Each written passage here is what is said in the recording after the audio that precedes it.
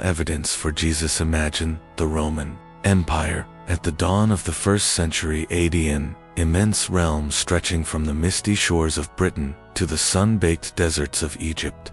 On its eastern frontier lay Judea, a small, turbulent province bristling with revolts and religious fervor. It is here, in this unlikely corner of the world, that a new movement would ignite, a movement we now call Christianity. Within 3 centuries, this faith would sweep through the empire and become its official religion. At the center of it all stands one man, Jesus of Nazareth. Yet for centuries, scholars and skeptics alike have asked the same question: was Jesus a real historical figure, or merely the hero of a pious myth? Before we dive into miraculous claims, walking on water, turning water into wine, or rising from the dead, historians begin with a simpler query: was there a flesh and blood person behind the gospel portraits? In the ancient world, leaving behind pottery shards, coins, or inscriptions required power or wealth. Monarchs, generals, and emperors etched their names on monuments. Ordinary people rarely do. So, it's no surprise that archaeological proof for a humble Jewish teacher is scant. Instead, our best evidence comes from written records, some penned by early Christians, others by outsiders who had no vested interest in promoting the faith. The Christian writings support, not proof. New Testament Gospels and early church fathers speak passionately of Jesus' life and teachings. They preserve stories of healings, sermons on mountainsides, and the dramatic events of Holy Week. Yet as historical sources, they require corroboration. A text cannot confirm its own truth any more than comic books can prove Batman patrols Gotham. We hold the Gospels as priceless witness boat. We look for independent attestations.ii. Josephus and the Testimonium Flavianum. Enter Flavius Josephus, AD 37 to 100, a Jewish priest turned Roman citizen and court historian. In his monumental Antiquities of the Jews, he writes, "About this time there lived Jesus, a wise man. He was the Christ. And when Pilate condemned him to the cross, those who had first loved him did not cease. On the 3rd day he appeared to them alive, and the tribe who call themselves Christians after him has still to this day not disappeared." Read at face value. It sounds like gold standard proof, but scholars detect phrases that echo Christian creeds, and the declaration he was the Christ seems odd coming from a devout Pharisee. Early critics like Origen, mid-3rd century, noted Josephus never called Jesus Messiah. Yet, by the 4th century, Christian historians such as Eusebius quoted exactly this wording. Solution: the original passage likely mentioned a certain Jesus, a wise man crucified by Pilate and revered by his followers. Later scribes inserted overtly Christian language. He was the Christ, restored to life, to strengthen the case. Fortunately, ancient Syriac and Arabic translations preserve a leaner version. About this time there lived Jesus. He was known to be virtuous. Pilate condemned him to be crucified. His disciples reported he appeared 3 days later, alive. Accordingly, he was perhaps the Messiah. That truncated account, free of theological flourish, is probably closest to Josephus's own words. 3.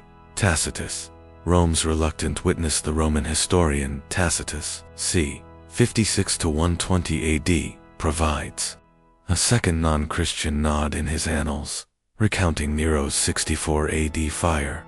Nero fastened the guilt on a class hated for their abominations, called Christians. Christus suffered the extreme penalty under the procurator Pontius Pilate during the reign of Tiberius. Tacitus despises the superstition, yet cannot deny its spread. Although he refers to Pilate as procurator, a title used later, his tone and vocabulary align with his unflinching style. It is hard to imagine a Christian forger inserting a hostile portrait like this for Suetonius and the Christus disturbance in Lives of the Caesars. The biographer Suetonius, c. 69 to 122 AD, notes, because of Chrestus Claudius expelled the Jews from Rome for constant disturbances. Chrestus almost certainly refers to Christus, and the expulsion is corroborated by other records. Here again, an outsider links a troublesome sect to a man named Jesus. V. Pliny the Younger's interrogation around 112 AD. Governor Pliny the Younger wrote to Emperor Trajan, seeking advice on prosecuting Christians. He describes how they sing hymns to Christ as to a god, revealing that by this time, belief in Jesus had become a recognizable phenomena to Roman officials. Vi. Lucian and Mara. Bar Serapion, Voices of Cynics and Exiles, the Lucian of Samosata c. 125 to 180 AD, mocks believers of a crucified sophist who turned from Greek deities to follow a dead teacher's strange doctrines. Meanwhile, a Syrian writer, Mara Bar Serapion, around the same period, compares the executions of Socrates, Pythagoras, and their wise king Jesus, noting each land suffered calamity thereafter.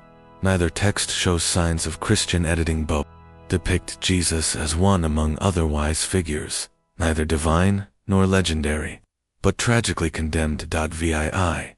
Contextual plausibility. Does a wandering Jewish preacher, gathering a modest following and executed by Rome, fit the times? Absolutely. Josephus himself chronicles 20 such itinerant teachers, some more celebrated than Jesus. John the Baptist, the forerunner to Jesus, also appears in Josephus. Their fates and methods were not extraordinary in 1st century Judea. 8. Explaining the gaps, critics point to a curious silence. Why don't more contemporary writers mention Jesus? But consider, historians often ignore minor criminals, itinerant rabbis, and obscure sects. Only as Christianity exploded after Pentecost did Jesus become a headline. Early documents, imperial edicts, Talmudic passages, private letters have perished in fires, persecutions, and deliberate burnings. When we weigh the surviving evidence balanced between Christian praise and pagan ridicule, the preponderance favors the reality of a historical Jesus. IX myth versus history myth.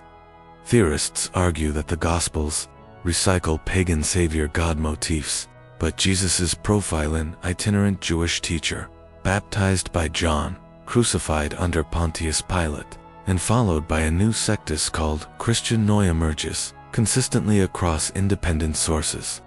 The parallels to Hercules or Osiris fall apart under scrutiny. Those gods enjoyed centuries of elaborate myth-making, whereas Jesus' story crystallized within a single generation. X. Conclusion. A reasonable certainty. We apply historical criteria.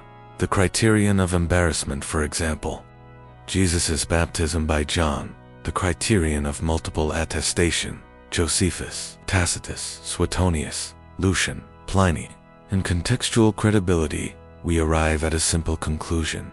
Jesus of Nazareth almost certainly existed as a real person. He may have been obscure in life and only gained fame or infamy after his death. But even if we strip away every miracle and theological claim, the figure who preached, taught, and died by Roman hands stands on solid historical ground. So the next time someone asks, was Jesus real? You can answer with confidence. Yes, just as we accept Pythagoras on scant evidence, we accept Jesus through a wealth of independent attestations. And beyond that knowledge lies faith in what he said and did, territory for another conversation altogether. If you'd like us to explore the question, who was the historical Jesus? Based on these sources, let us know in the comments. And if you found this survey of early evidence helpful, please like and subscribe. We publish new deep dives every week.